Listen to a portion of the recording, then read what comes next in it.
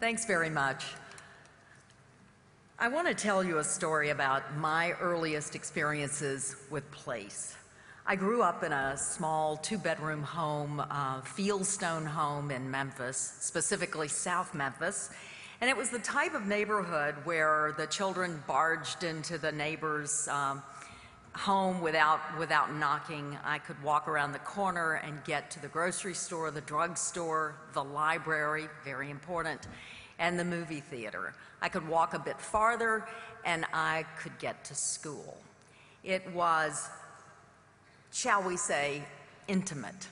And then when I turned about 11 or 12, I realized that I could walk a block away and I could catch the 13 Lauderdale bus, and without adult supervision, that's the key, I could travel to downtown, and that's where I could find a whole other world, a world of glamorous department stores, of art, a place where I could find new friends from new neighborhoods and see strange people doing very strange things.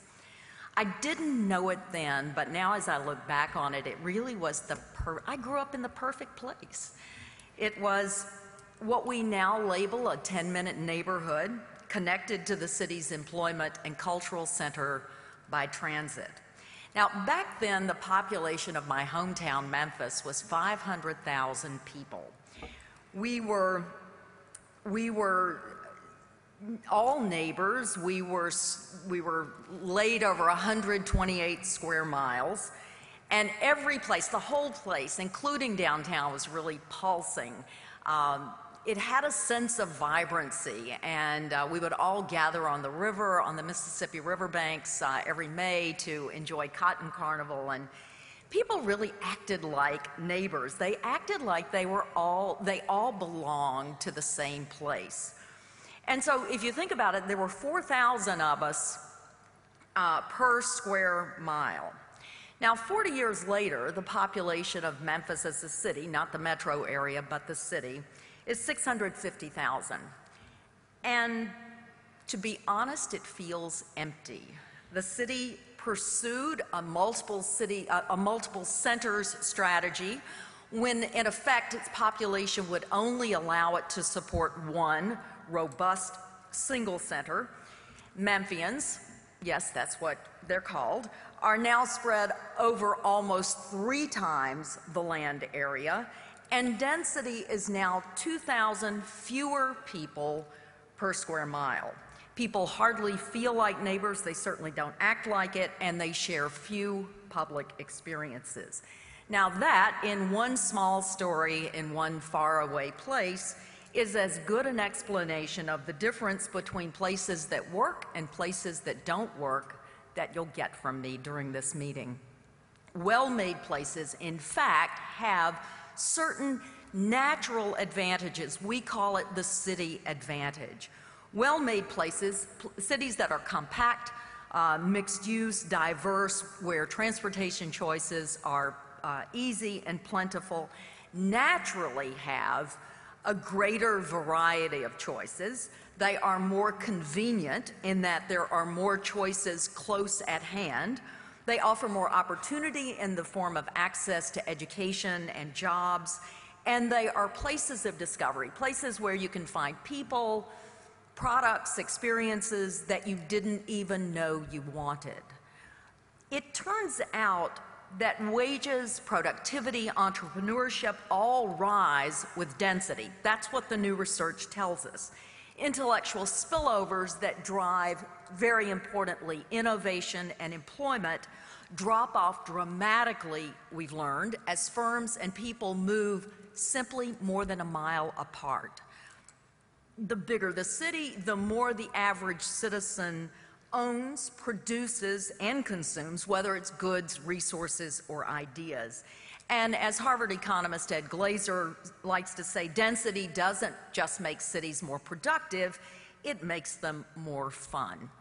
But in too many of our cities, we've destroyed these natural advantages by doing really what Memphis did. We've spread too few people over too much land. We make it impossible to serve people efficiently with transit. We move jobs too far away from the people who need them. We dissipate any vitality that the core city might have. We discourage walking and biking. We make traffic congestion inevitable and increasing carbon emissions a certainty. We turn parents into chauffeurs and seniors into prisoners in their own homes. What were we thinking? Well, clearly we weren't, and in too many places we still aren't. And that's why I'm happy to be with you here in Melbourne today to participate in what I think is a really important dialogue on placemaking. It shows that you're confronting the issues with intent and with urgency, so congratulations to you. You know, if you look at the latest studies on global cities, Melbourne now keeps popping up, which is great because it puts you in a very rarefied status, and that's important when you think about the way the world economy is moving. And it seems to me, and I'm very much an outsider, you know the city and you know how you've been able to do that, but it feels to me like you've accomplished it, at least in part, with a set of very bold steps. The commitment to increasing density in the core city and along transit routes, the provision of increased transit, the emphasis on sustainable buildings within a sustainable context, and that's really important. The building of an iconic civic arts space that is active 365 days a year, and the declaration of the city as a design hub. It seems to have been a pretty effective formula.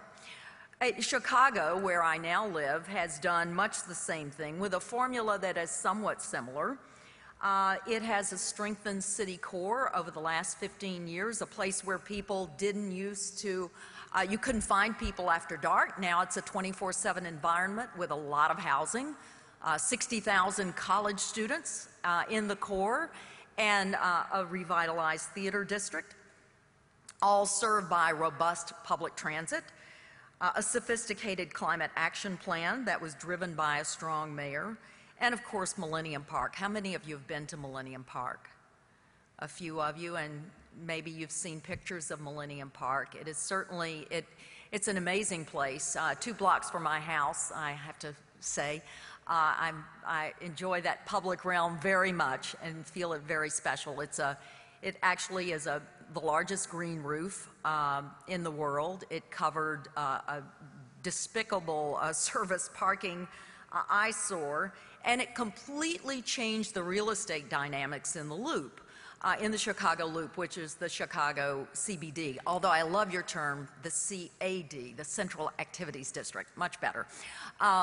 And in fact, now all of the retail, the restaurants, all the streets leading to Millennium Park within 2, 3, 4 blocks of the park, the real estate values have gone up, and it's created enormous opportunity for new small businesses, new restaurateurs, and the conversion, again, of C-class office space, which frankly was sort of good for nothing, into residential or into higher class office. So it's had a remarkable effect on the real estate dynamics in Chicago, and I think it will turn out to be Chicago's enduring great place. Now, none of this has been easy. You see signs, in the U.S., you see signs of life, new signs of life in the core city, almost every place. I'll give you some statistics before we finish. But none of that's been easy because in America, there is still this notion that we are a bucolic nation tied to the land, where mom, dad, 2.3 children are living behind a white picket fence somewhere. Apparently, we are not the only nation that suffers from this mythology. And so as a result, it's really hard to embrace what we are, and that is an urban nation. It turns out that 80% of US citizens live in metro areas. Metro areas contribute far disproportionately to our economy. Cities in the metro area contribute disproportionately to the economy of the metro area, certainly way out of proportion to their size and their population. And let me say it, I love concrete, steel, and glass. I love this building. I'm glad to be here. And I think that some of the ways in which we think about cities keep us from, again, setting ourselves on a path to success. Have you ever noticed that if you attach the word urban to anything, it gets worse? Urban crime is worse than crime. Urban poverty is worse than poverty. Why? Not really. The fact is, I think that it's very hard to imagine a path to national success, certainly in the U.S., and my guess is here too, you can speak to that, that doesn't run right through successful cities. How do you have a successful nation? I'll take the U.S. How do you have a successful nation when it turns out that a huge percent of the population lives in just a third of the population lives in 16 cities? So you cannot separate city success and national success. They go hand in hand. And until we embrace that, it's really hard to